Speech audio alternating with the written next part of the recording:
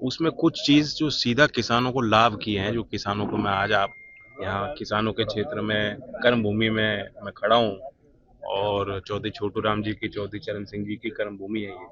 तो इसलिए किसानों को यहाँ हरियाणा के जमीन से बताना चाहता हूँ कि कैसे उनको लाभ है।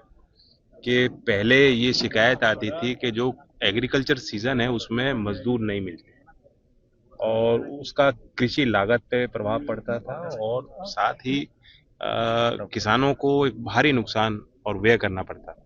तो इसलिए ये सुविधा की गई है, राज्य सरकारों को ये छूट दी गई है कि 2 महीने जो कृषि के सीजन फसल के हिसाब से जैसा वो सुनिश्चित करेंगे, चिन्हित करेंगे, उसी हिसाब से राज्य सरकार तय करेगी, और उस दौरान जो है इस स्कीम को बंद किया जाएगा, ताकि एक सुलभ तरीके से, सरल तरीके से, जो श्रमिक है उसका काम भी नहीं रुकना चाहिए, और जो खेती से निर्भर मजदूर है उसको सही दाम मिले, किसान को सुविधा मिल जाए। लगातार कांग्रेस तो का ये विरोध बहुत बड़ा सुधार, ये बहुत लंबे समय से हम लोग मांग करते थे कि नरेगा योजना को, उसमें व्यवहारिक काम नहीं हो रहा, जो उसमें निर्माण हो रहे हैं उनकी गुणवत्ता खराब है, वो किसी काम के निर्माण नहीं, एक गड्ढा यहाँ खोदना, दूसरा गड्ढा वहां खोदना, मिट्टी यहाँ से वहां ले जाना, सिर्फ खाना पूर्ति हो रही थी और खर्चा जमीन पे नहीं हो पा रहा था, उसका कोई गांव के लोगों को, किसान को कोई लाभ नहीं था।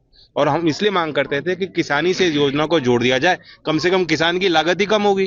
तो अब सीधा सीधा इसका प्रभाव और लाभ किसानों पे पड़ेगा, किसानों को सुविधा नजर में रखते हुए ये एक व्यापक परिवर्तन किया गया। शिवराज जी खुद किसानी को समझते हैं, कृषि मंत्री भी हैं, ग्रामीण विकास मंत्रालय भी वही देख रहे हैं, शायद इसलिए जो है उन्होंने इस बात को सोचा और उसको प्राथमिकता दी, और अब ये योजना के अंतर्गत इसको लाया गया है। साथ ही पहले 100 दिन का प्रावधान था, अब 25% इजाफा, 125 दिन की गारंटी।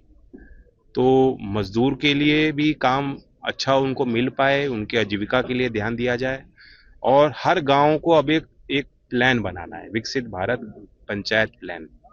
उस योजना के माध्यम से ही काम होंगे, ये नहीं कि कहीं भी कुछ भी कर लो।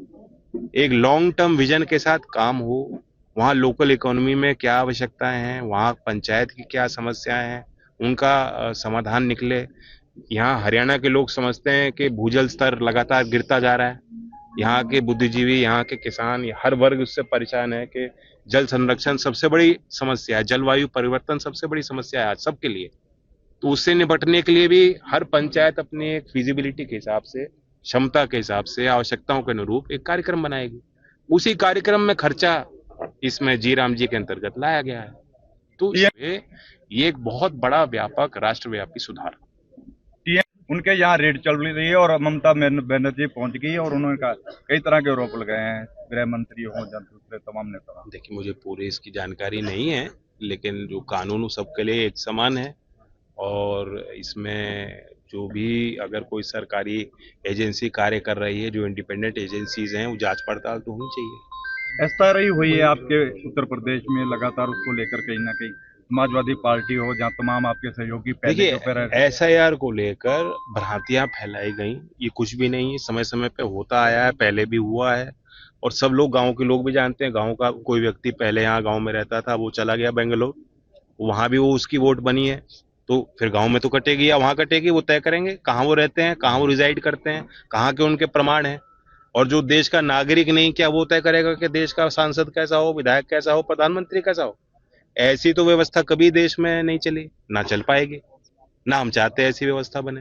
तो इसलिए देश की रक्षा के लिए, आंतरिक रक्षा के लिए, लोकतंत्र को स्वस्थ बनाने के लिए मैं आज आप सबके माध्यम से कहना चाहता हूं कि हर एक नागरिक अपने मत अधिकार का प्रयोग करे, उसे सुरक्षित रखे, एसआईआर में भाग ले, कोई वंचित ना रह जाए, इसमें शामिल हो। करोड़ों वोट काटे गए हैं, उसको लेकर एक जो आपके ही पार्टी के यानी कि बीजेपी के मंत्री भी हैं, उन्होंने भी कहीं ना कहीं इस पे इलेक्शन कमीशन पे सवाल खड़े करे। वो तो लोकतांत्रिक प्रक्रिया, सवाल तो खड़े करना काम है हमारा, अच्छी बात है। जो भी कमियां हैं उसको दुरुस्त करें, और हर मतदाता अपने वोट को सुनिश्चित करे। मैं यही पूछ लूंगा कि सबने अपनी अपनी वोट चेक करी कि नहीं करी, तो यहाँ भी लोग पाएंगे जो इन्होंने नहीं करी हो शायद। चल रहा है आगे बनाने, तो ये तो सतर्क एक प्रयास है, नागरिक को, सबको अवेयर होना चाहिए। मनरेगा का लगातार कांग्रेस विरोध कर रही है और हर जगह पे उन्होंने कार्यक्रम रख दिए हैं हरियाणा में। तो देखिए, राजनीतिक विरोध है, अभी तो योजना जब चलेगी तो लोगों को लाभ समझ में आएगा।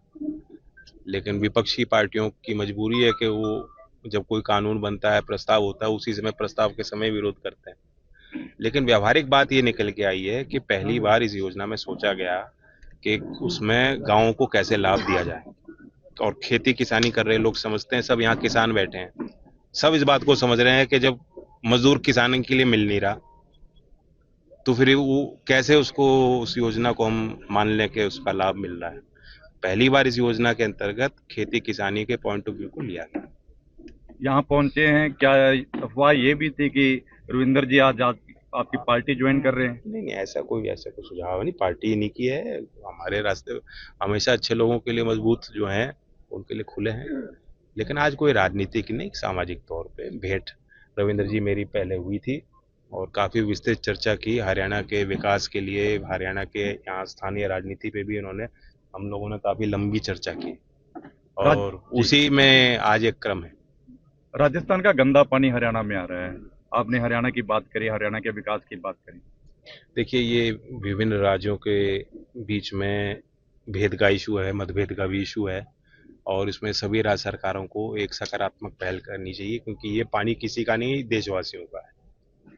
कोई भी सरकार ये अपना हक नहीं मान सकती कि हमारा हक इस पे है और राष्ट्र हित में यही है कि इन चीजों को सही समय पे जो है सॉल्व किया जाना चाहिए। सर, दिल्ली के इशू को कैसे देखते हैं जो कल हुआ है मस्जिद को लेकर, अफवाह फैली गई, कई तरह के इशू है सब? अनऑथोराइज कंस्ट्रक्शन को समय समय पे उस पर तो बंदिश लगती है, कोई नया काम नहीं हुआ।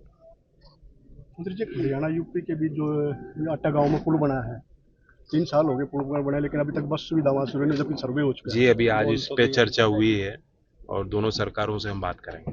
दोनों राज्यों में डबल, बिल्कुल, दोनों राज्यों में मधुर संबंध है, मीठे संबंध हैं और रोटी और बेटी के नाते हैं, व्यापार के रिश्ते हैं। वो आगे और मजबूत होंगे जब इस यातायात जो है सरल होगा, सुलभ होगा। तो कब तक होगा सर?